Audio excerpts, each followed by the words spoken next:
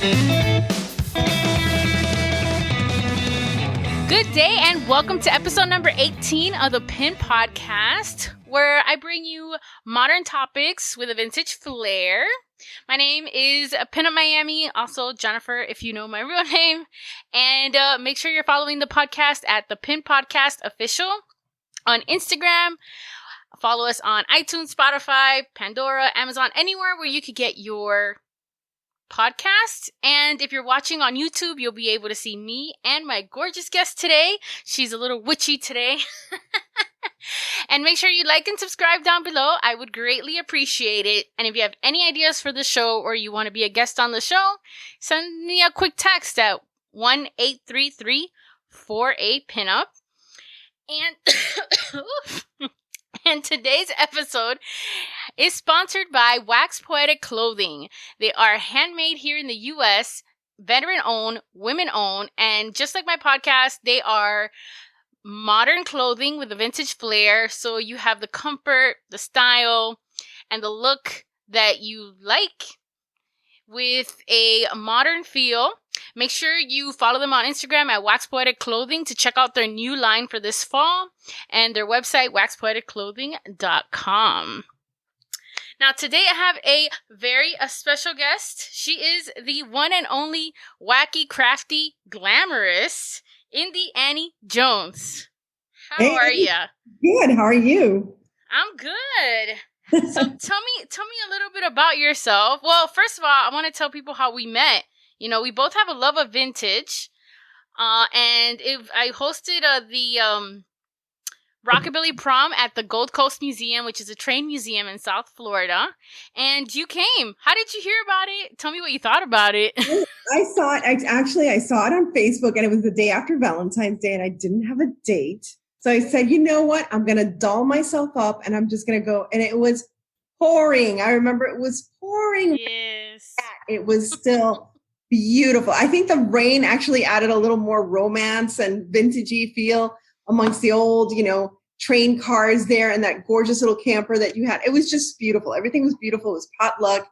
And I think that was like one of the last outings that I went to before all this happened. Yes. So happy that I was able to do that. And we're both based in Miami, so it was really cool. And the train museum and the Deering Estate are both my haunts here in South Florida for anything. Tell people about the Deering Estates in case they don't know, because I didn't know about it until a few years back. Well, the Deering Estate is a beautiful place that I love to go to. It's my escape. And I volunteer there during the Christmas season. I'm a hostess there where I dress up in 1890s clothing and also 1920s kind of clothing. They have a speakeasy spookover usually during this time, but they can't.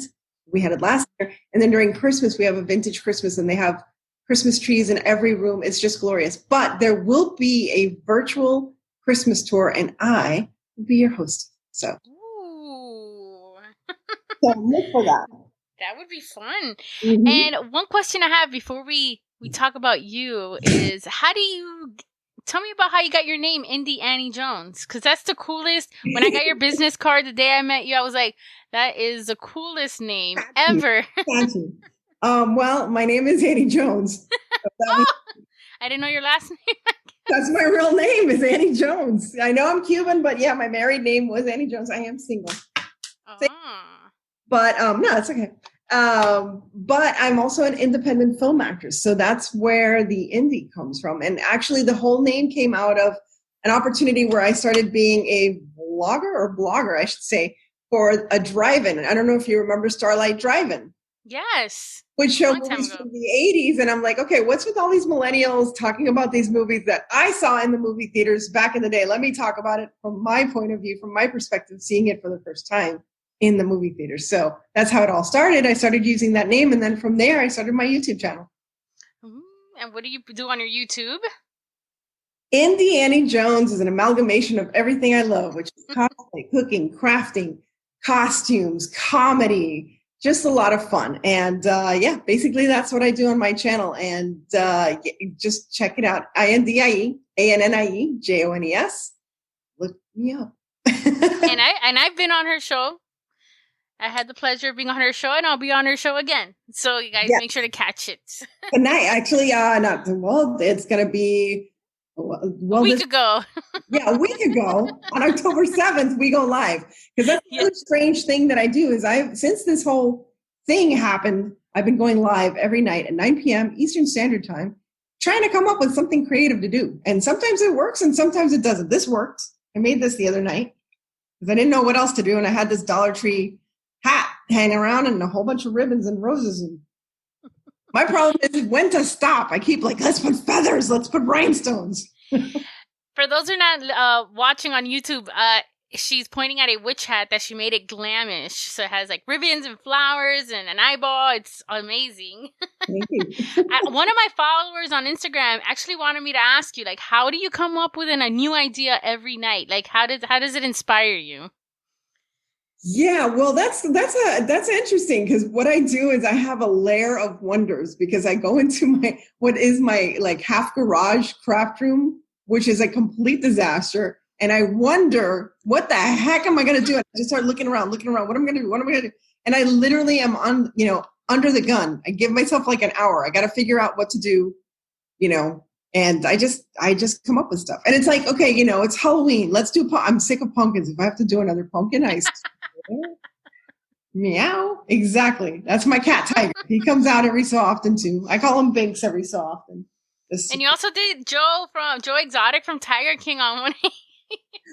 That was so much. So what I try to do, so on my channel, what I usually do is I film these wonderful productions and I have set designs, as you can see one behind me. And I have other independent actors that join me and we just do parodies of movies and TV shows like The Addams Family and Beetlejuice and stuff. But with this situation, I just started to do something called the Epic Craft Battle. And that's on Friday nights at 9 p.m. Eastern Standard Time, where I pick out another crafter and I say, hey, let's go head to head. We pick a theme. I was Ginger. Last night, actually, for a decoration theme, I was Elton John. I don't know if you caught that. So yes, I did. For Madhatter Day. Yeah, for Madhatter Day, I decided to be Elton John because, he's wearing a lot of mad hats and, I thought it was cool. He's British. So, yeah, I just become different characters. And Joe Exotic was so much fun. He might come back because, he's getting rehabilitated with the crafts. So I had so much fun being Joe. It's just not right. You should do Carol Baskin. I don't like her though. See, I have to do a character I like, and I actually like him because he's so nutty that I can like really get into him. She's nutty.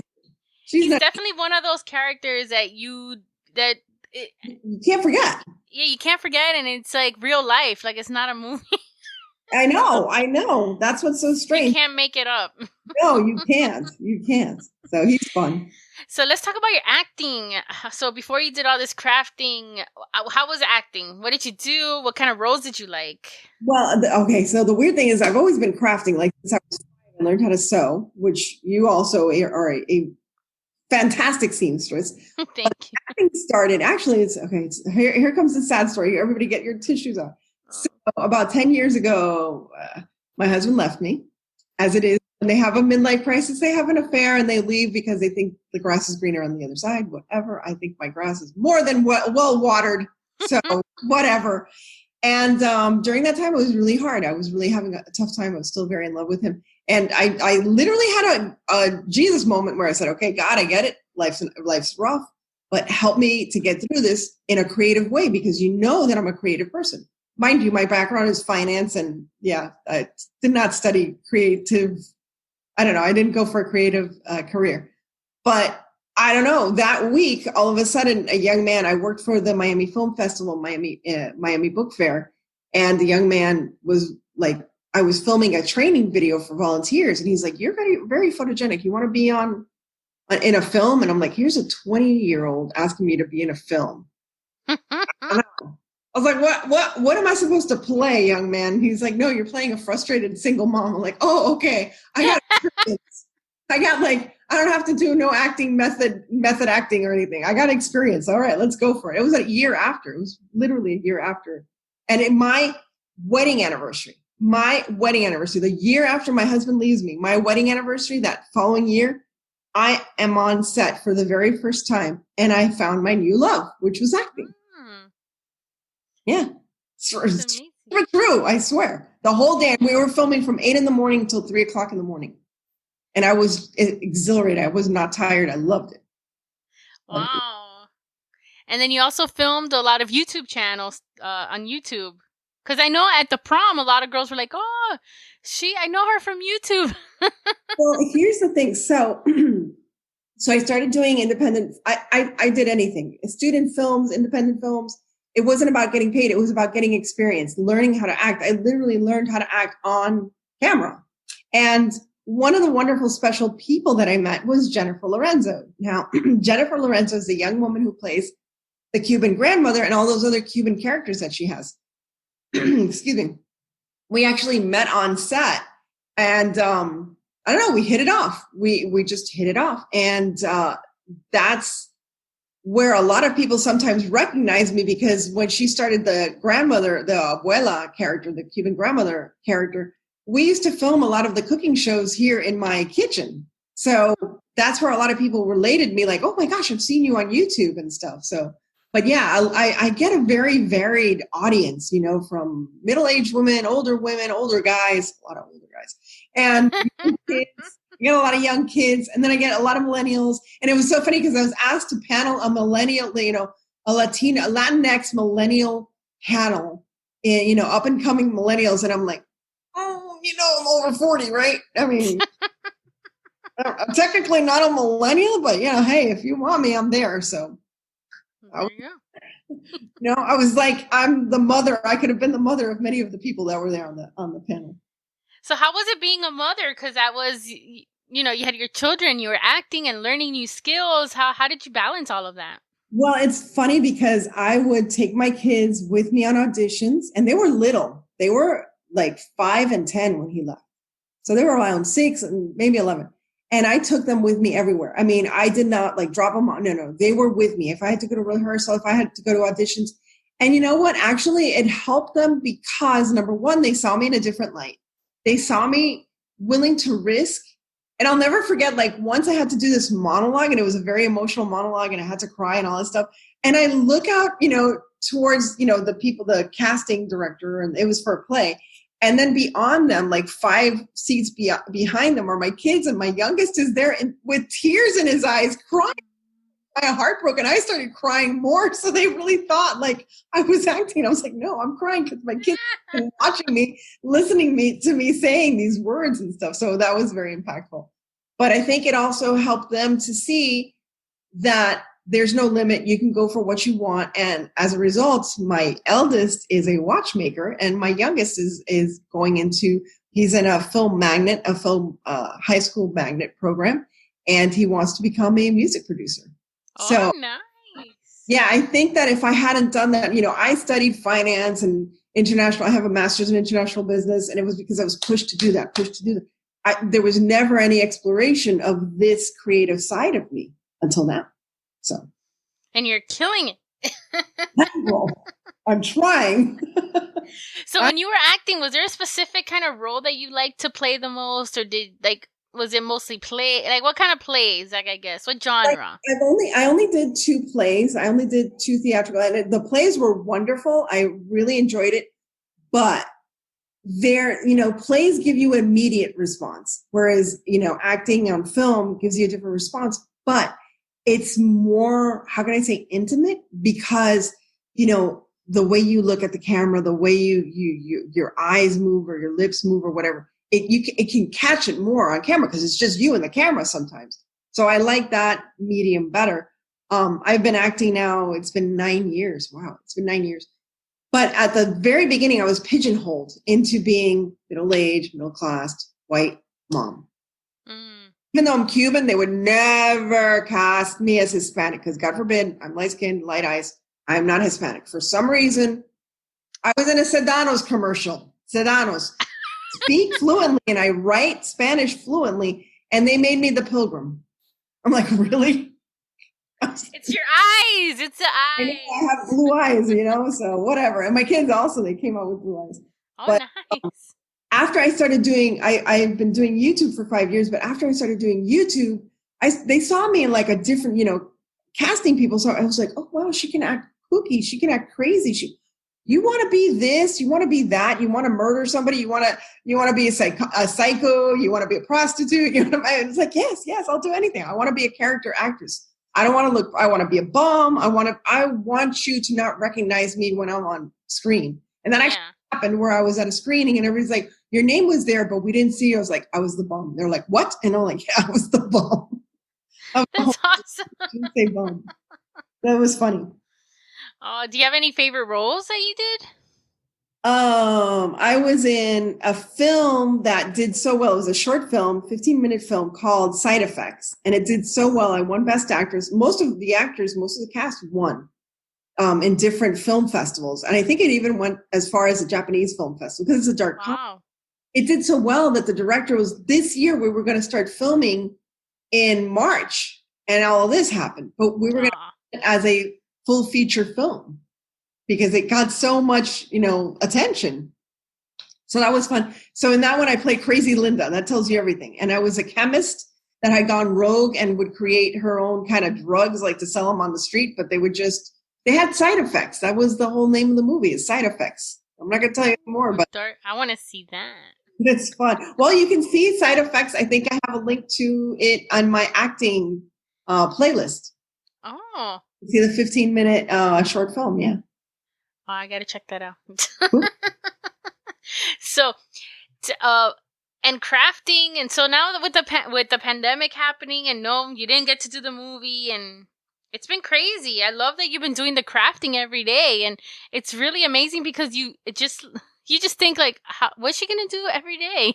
Yeah, and what's funny is I have a full-time job, and it's a very stressful, demanding full-time job. I love it. I'm a grant writer for a nonprofit that is, well, I'll say, I work for United Way, and we are, for any disaster, any crisis, especially like hurricanes and stuff, we're the frontline people. Like, we're right there next to American Red Cross trying to help out the community. Well, the same thing is true for this pandemic, even though it wasn't the same kind of crisis, but we have a lot of people that are now facing poverty. So yes. I have to, fundraise so that we have, funds to go to these people. So demanding and stressful. And it's like, I've been like knocking out like 2 or 3 grants a week. And then at night, it's like, what if I got rhinestones? I got flowers. What am I going to make? what a change. Yes, it is. But I'm sure it helps you mentally to like de-stress. Yes, it does. And the thing is, I hear stories from other people that, they'll message me and they'll say, thanks to you, I used to watch you when I was doing chemo. And you would keep for like 20 minutes, 30 minutes, you would keep my mind off of it. And then I watch your next video and your next video, and you're so funny and kooky and wacky. And, I'd forget about that. Or I'm in a nursing home and I don't have many friends to talk to. But when you go live, I know you chat with me and you answer me when I say, hey, Annie, I say, hey, And, there's just a lot of different people. That's amazing. Yeah. So it's really cool when you understand that you touch and you inspire other people. And that's what this is all about. I'm not going to be the next YouTube star, millionaire, or whatever. I want to know that with my creativity, I've been able to inspire other people, make people laugh, maybe make people forget. I mean, I honestly started doing the live every night because I was having panic attacks. I was like, I have a child. Well, he's not a child. He's a 6'2", 16-year-old. But I didn't want him to see me like in this constant panic. And like literally I would be in tears. Like, do I have it? Am I sick? Is he sick? Are we sick? Because in the first 2 weeks, you didn't know what was going on. So I started going live and crafting. I said, if I feel this way, other people feel this way too. Now we're not alone. It's this little community, a little family that we've grown to have. It's beautiful. Thank you. Yeah, that's what I try to do with my stuff. I try to empower women through pinup and through the stuff I love, which is what you're doing. And let me tell you, I have recommended you to so many young women that are like, I have this one woman that she started her YouTube channel. She's, I'm too ashamed to be, I'm too big. I'm too this. I'm like, no, you're not big. And I said, own yourself. You are, yes. God has given you a body. And it's whatever body it is, make yourself as you are beautiful, confident, you're extremely creative. And I said, you know what? Here, let me show you somebody that's going to inspire you. And the last I had her live on one of my channels, she had her lipstick on and she had eyeliner. Look at her. I wonder who influenced their there. There you go. There you go. So I love when I go like to events. Like my first event that I ever did outside of Florida, it was a rockabilly event, and a lady came up to me, and I didn't know who she was, and I didn't think, sometimes when you do things and you don't see the other side, right. You don't know who's impacted. So this random girl came up to me and she just said thank you, and she started crying because she went through so much, and I was the only one that like she was able to like get inspired to dress the way she dressed, and I was like, oh my gosh.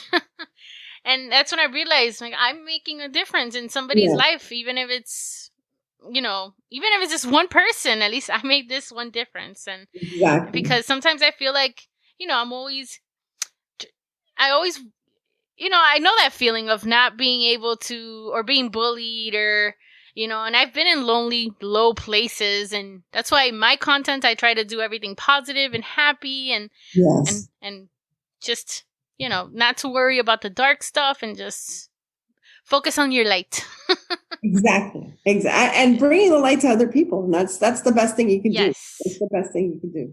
And that's why I started this podcast. I know. And it's amazing. And I'm so glad you did this, because it's like, I mean, because it's not just your look, it's your attitude, your personality. You are a personality. You are like this force of nature to reckon with, because it's not just, because one thing is, you just have, because I've seen other pinup people and they have a really nice look and they're gorgeous, and then they don't have that heart, or it's all about them. It's all about how they look. But you have this, just this effervescent kind of person. I love when you do your tiki drinks. Your tiki drinks always crack me up.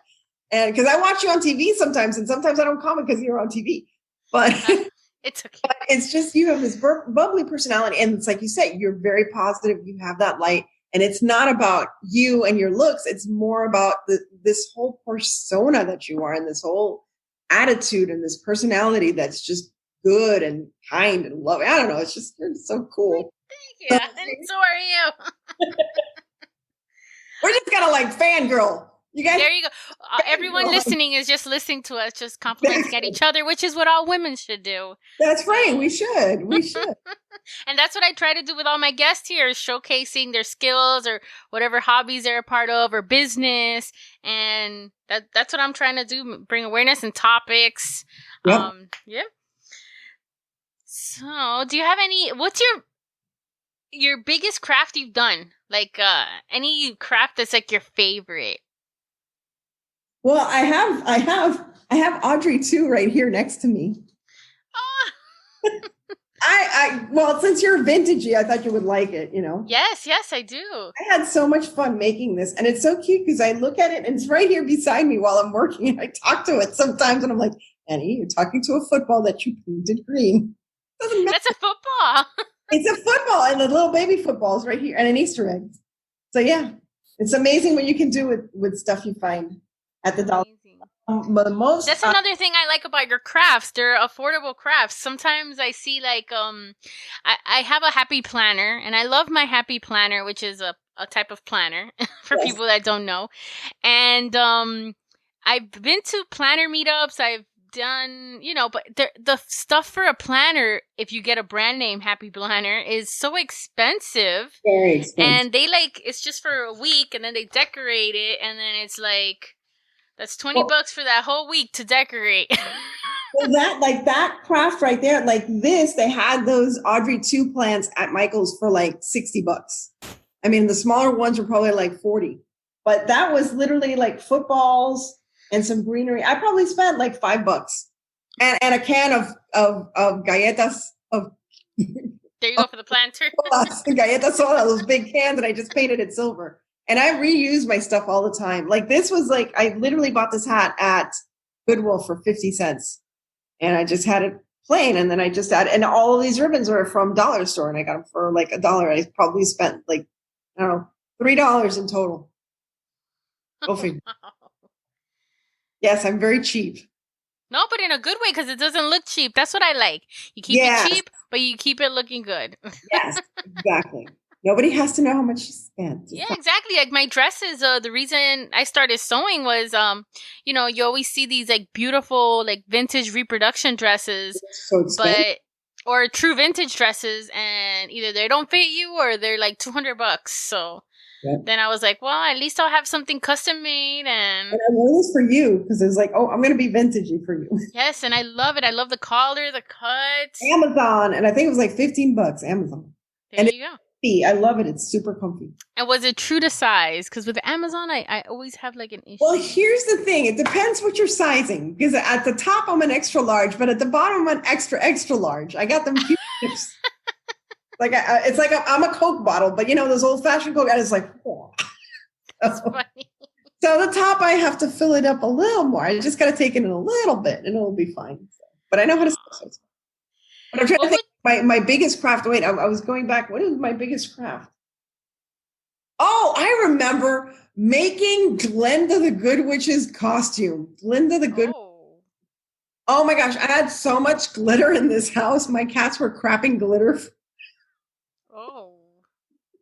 Glitter everywhere. And I made the crown. Like I literally made the crown. I made the dress and the court. Oh my gosh, that was, what a production.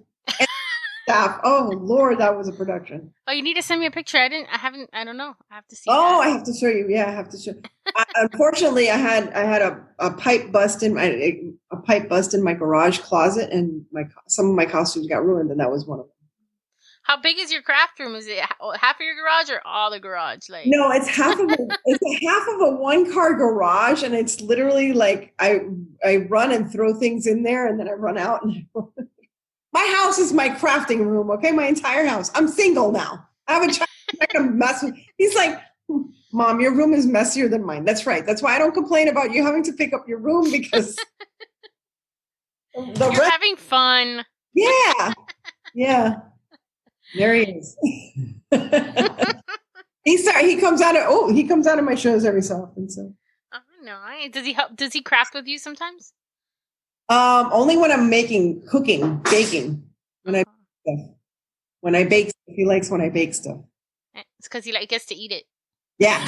So he's gonna help me on Halloween. We're gonna make like cake pops. So Halloween, I'm trying to get enough people to do a telethon.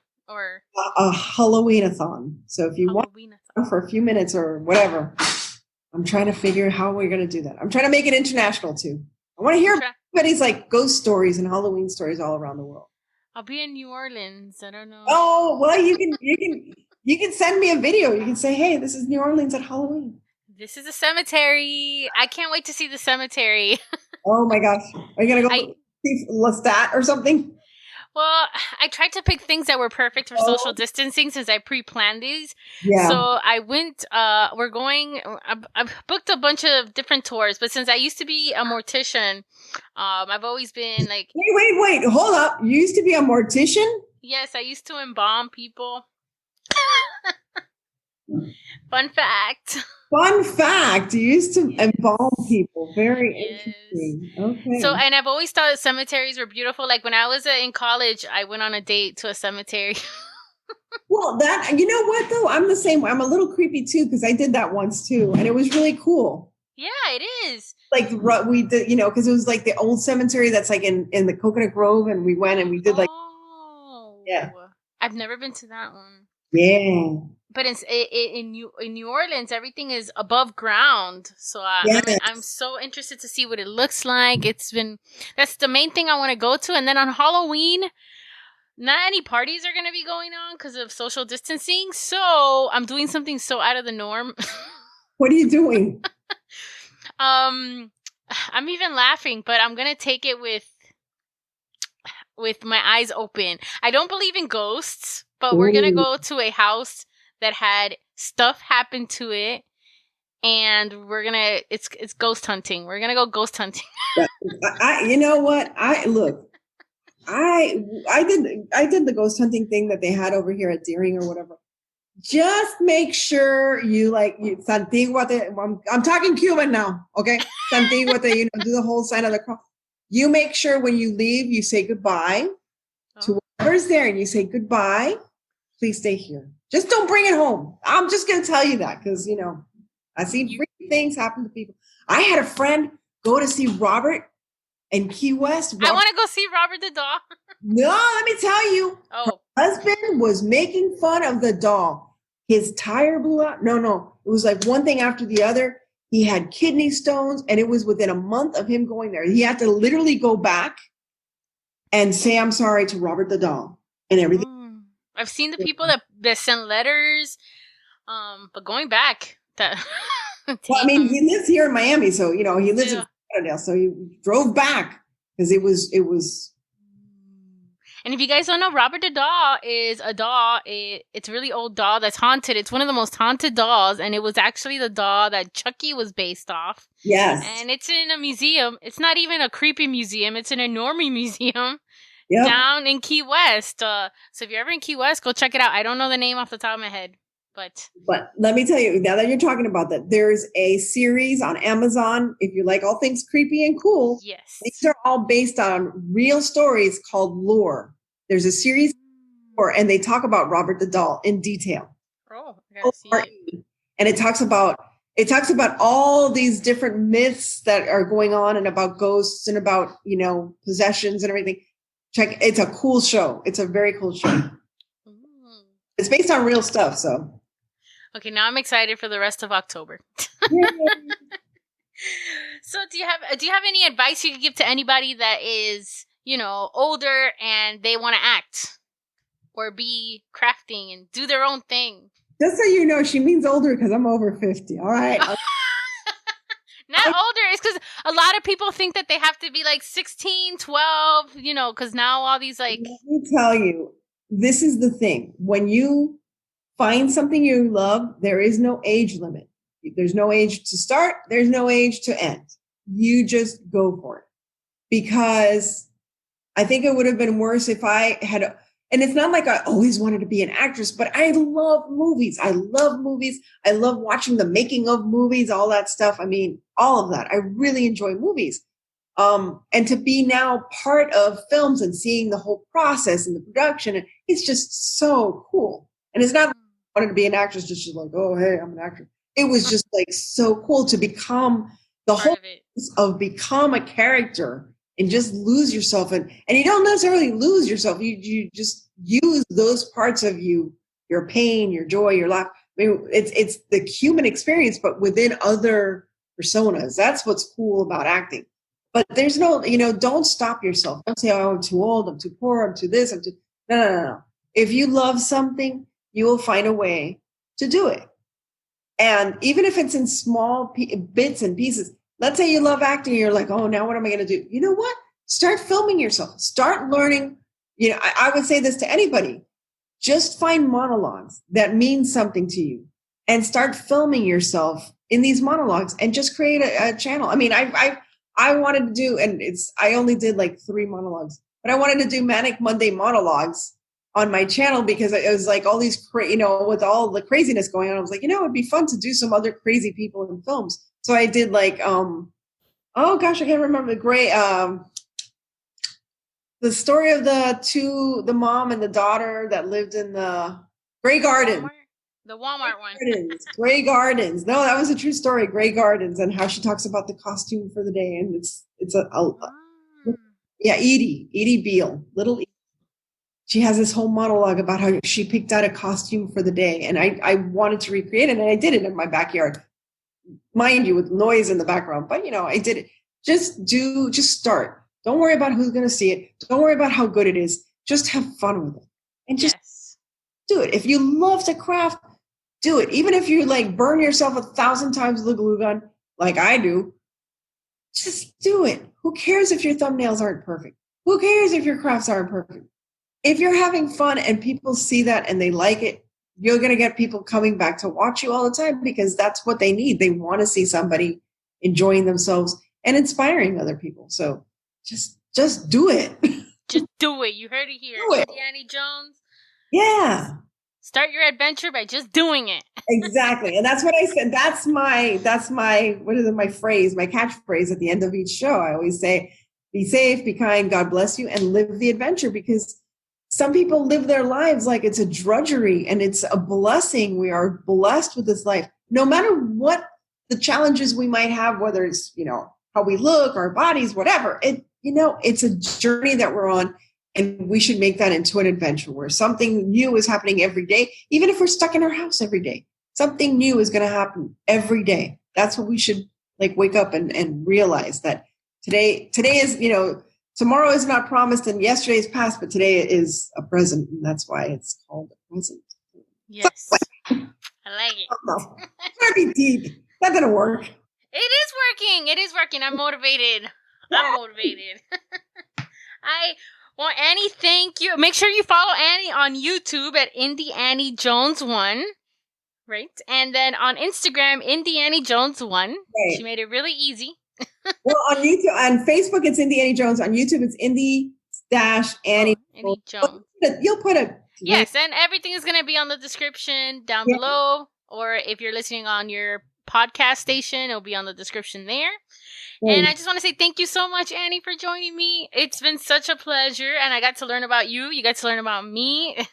And now you're going to help me make Halloween fascinators tonight. And now we're going to make fascinators. So make sure you go back to her channel, and you'll see it. You could rewatch it. Go back a couple of days. And thank you all for listening. And next week, I would like to say an editing challenge, because I actually have... it's going to be 5 guests at a time. It's going to be 5 guests next week. It's going to be the ladies from Ladies Who Tiki. So we're going to talk about Tiki. And it'll be next Wednesday. And I hope to see you all there. And I hope you have a wonderful night. And I will see you all next time. Bye. Bye, Annie. Bye. Thank you.